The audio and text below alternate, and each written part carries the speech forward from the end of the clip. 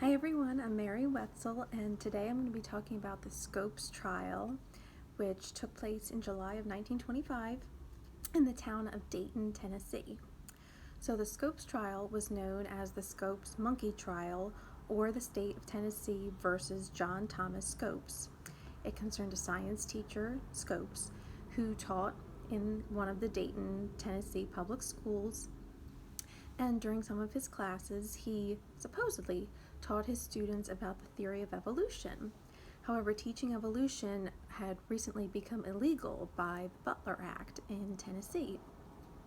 So, when his action had come to trial, William Jennings Bryan represented the state of Tennessee as lawyer, and his goal was to preserve conservative fundamentalism, and he was for intelligent design. And Clarence Darrow was the lawyer who represented John Scopes. His goal was to shed light on conservatives, and he was a liberal and he was pro-evolution. So the focus of the whole trial was a discussion of whether or not the law against evolution was unconstitutional, or the law against teaching evolution was unconstitutional.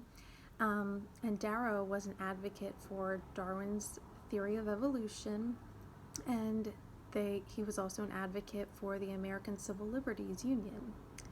So Bryan argued for the Butler Act, while Darrow argued that the Butler Act only promoted one religious belief system, and it was unconstitutional in that it omitted religious freedom. So both sides called excellent witnesses to the stand. Darrow eventually called Bryan to the stand as an expert on the Bible, and Darrow showed that Bryan interpreted the Bible literally, and Bryan admitted to not knowing much about science, simply because the specific questions that Darrow asked Bryan about science were not easily answered by any specific passage in the Bible. However, the judge pulled Bryan's testimony from the record, and the jury found John Scopes guilty of teaching evolution, and he was given a fine. I believe it was $100 at the time in 1925. So people discussed the Scopes trial for quite some time after that. Other states passed acts that were similar to the Butler Act of their own, and there was a fight between intelligent design and evolution, and it was really beginning in the 1920s. So the Washington Post, on July 14th, 1925, one of the writers said that many lawyers from other towns were there, many students, and it is safe to say that more was learned about evolution today than ever Scopes taught to his pupils, which was probably true. I don't know how much Scopes actually taught about evolution, but all of the evolution that they must have talked about during the trial, I'm sure, was more than he ever taught about.